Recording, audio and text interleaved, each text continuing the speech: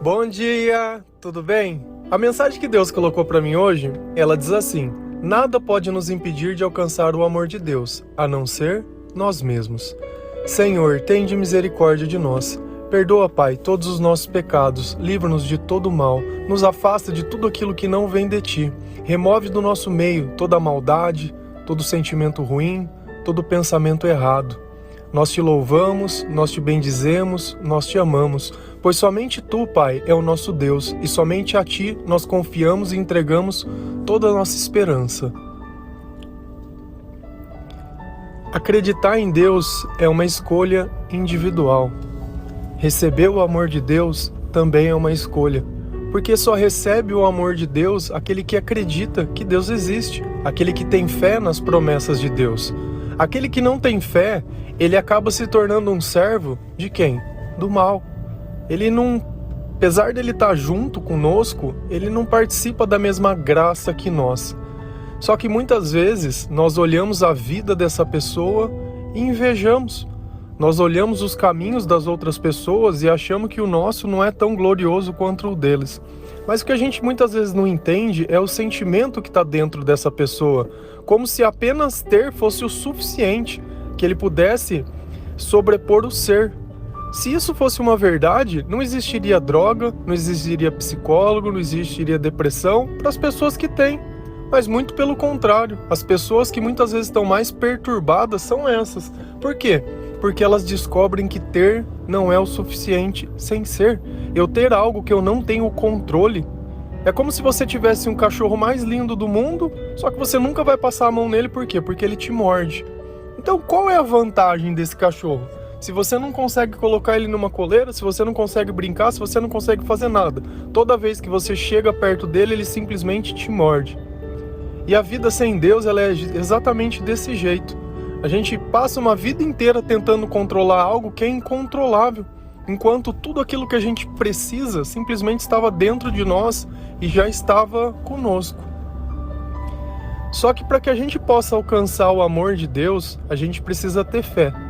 Para a gente poder ter fé, a gente precisa ouvir a palavra de Deus, porque a fé, ela vem pelo ouvir. Jesus, quando ele fazia os seus ensinamentos, ele costumava muito falar através de parábolas. Por que ele fazia isso? Para as pessoas que não tivessem o entendimento ou que não tivessem com a presença do Espírito Santo, não pudessem entender. Então ele sempre falava através de comparações. E uma dessas comparações está lá em Mateus 13, versículo 3 a 9. E ela diz assim: Jesus falou muitas coisas por parábolas, dizendo: o semeador saiu a semear.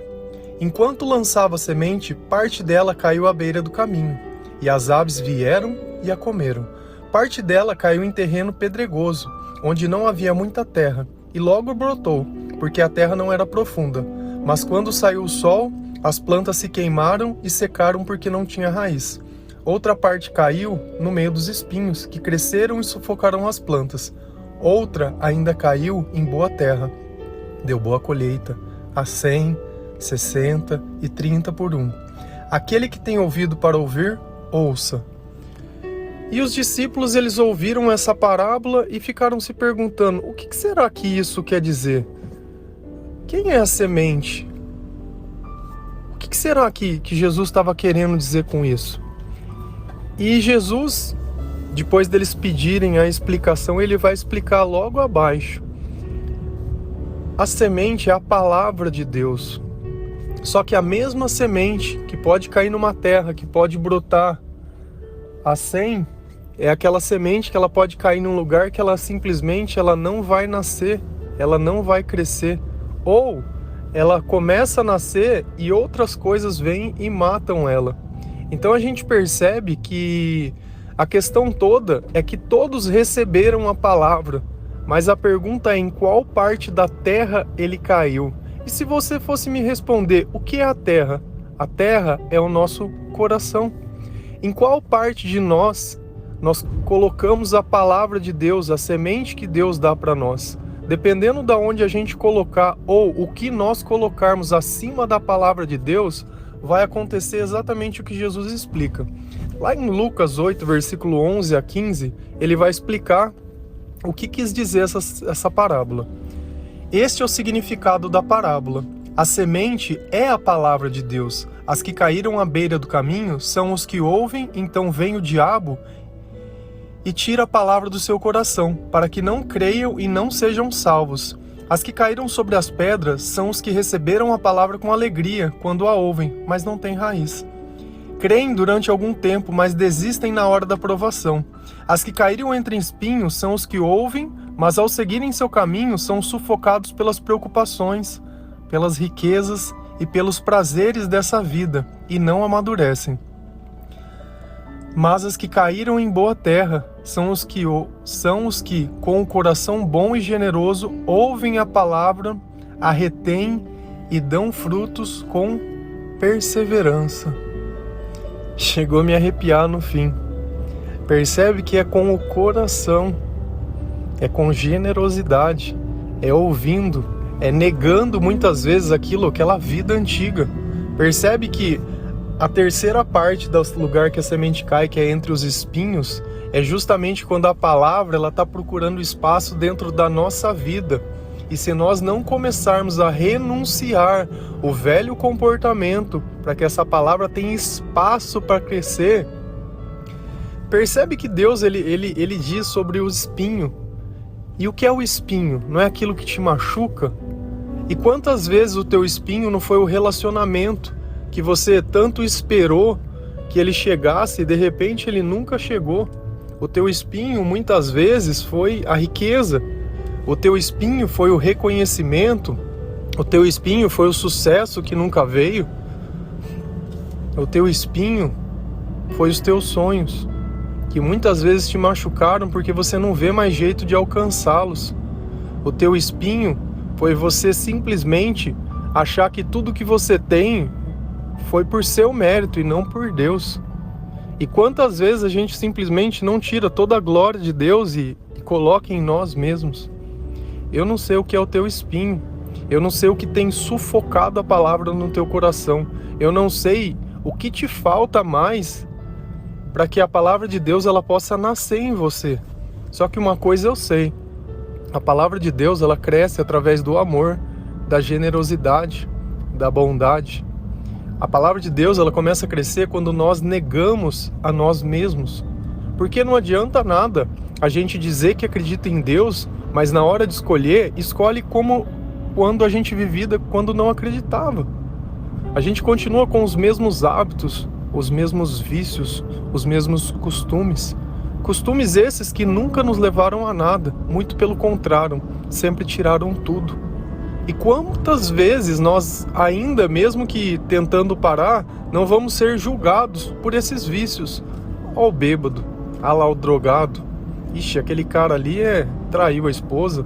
Ixi, aquele ali separou do casamento. Ah, esse daí, divorciado. Essa é divorciada. Esse daí é o ladrão. Aquele ali é o vagabundo. Ixi, essa, prostituta. Muitas vezes o erro ficou lá atrás, mas o rótulo, dificilmente ele passa. Só que Deus, ele nunca vai olhar para você e te chamar por nenhum desse nome. E é por isso que eu falo, a partir do momento que você para de ouvir a voz do mundo para ouvir a voz de Deus, você começa a sentir o amor de Deus e começa a ter novos comportamentos, onde esses novos comportamentos vão ser maiores e melhores que o antigo. Errar, todo mundo erra. Persistir no erro, isso é tolice. E na verdade, o único que está interessado é o diabo. Se você notar, a primeira semente quem leva é o diabo. Ele é a primeira. Por quê? Porque a pessoa ela não tem raiz, ela não tem nada. Qualquer lugar que cai é dura demais, sabe? É dura demais. Não germina a semente, qualquer coisa tira. E quantas vezes nós não deixamos que o diabo usasse da nossa boca para ficar falando mentira, para ficar demonstrando e criando atritos, confusões, ficar de leve trás, ficar de conversinha, ficar falando coisas que são desnecessárias. Se eu sei que algo pode me machucar, para que eu vou procurar isso?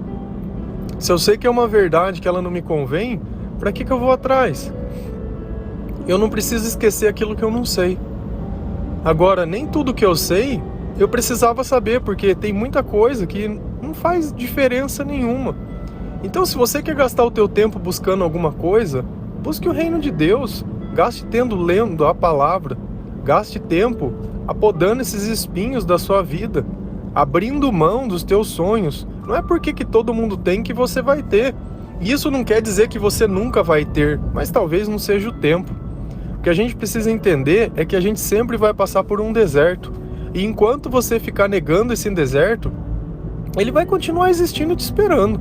A questão toda, você quer passar por ele com qual idade? Você quer passar com ele em qual tempo?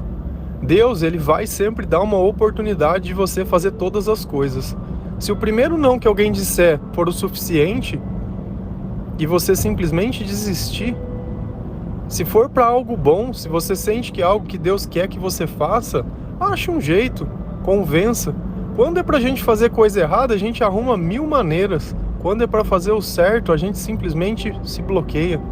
Ah não, eu preciso de um sinal de Deus para fazer o bem. Por quê?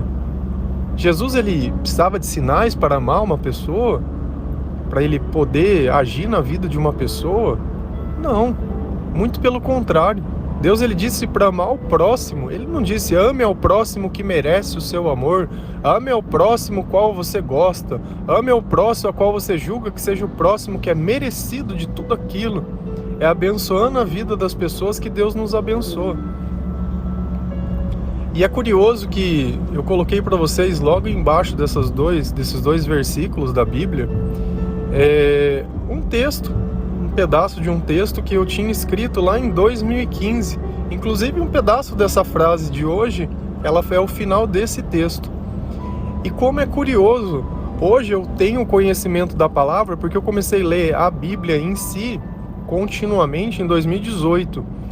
Nessa época que eu escrevi isso, eu tinha o costume de abrir um versículo, abrir outro, esse modo que todo mundo faz, rifa uma parte da Bíblia, lê lá e tá muito bem. E eu percebo que mesmo em 2015, você vê algo que está escrito e que eu tenho plena convicção que foi escrito pelo Espírito Santo, porque está em total alinhamento com tudo que está escrito na Bíblia, e é uma verdade muito forte e muito verdadeira. É engraçado como as palavras, elas conseguem nos conduzir para o caminho certo, para o pensamento certo. Se você notar, olha a conclusão que eu começo ao texto. Nós encontramos a vida através da palavra de Deus, e vida em abundância.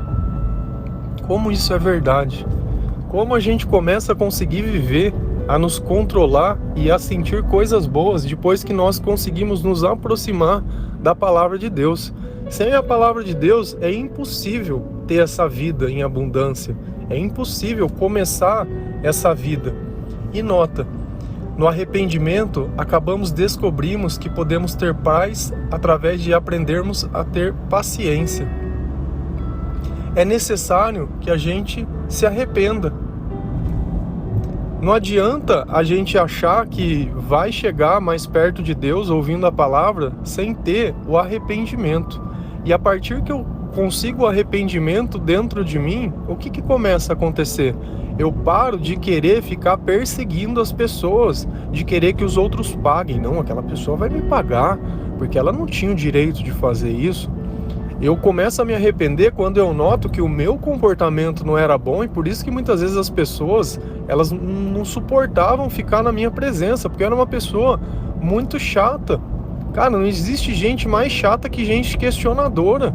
Mas por quê? Mas por quê? Não, mas porque você fez, né? O tempo todo fica te alfinetando, o tempo todo te coloca numa sinuca de bico, o tempo todo fica falando, sabe? Aquela pessoa que é tensa, você fica perto. Só que por que fazia isso? Para que a pessoa não me fizesse pergunta, para que a pessoa não pudesse olhar a minha vida, a minha miséria. Então é uma forma de defesa bem ruim, né? Mas por que as pessoas iriam me amar?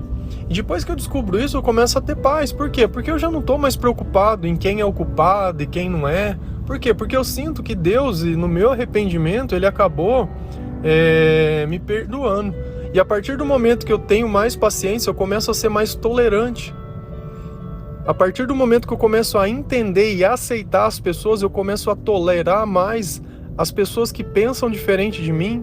que agem diferente de mim, que têm escolhas diferentes de mim. Porque muitas vezes a gente quer que os outros façam o que nós queremos. É a mesma coisa. Quantas vezes já não aconteceu que alguém te pediu um conselho, você deu um conselho para a pessoa, só que ela não fez. Ah, não fez o que eu falei? Vou virar a cara para ela, não converso mais com essa pessoa. E isso se torna como se fosse um comportamento normal. Ah, não, ela me pediu um conselho, mas não fez, não falo mais com essa pessoa. Então a tolerância, a gente aceita que simplesmente ela muitas vezes não vai conseguir fazer aquilo que eu acho que ela pode.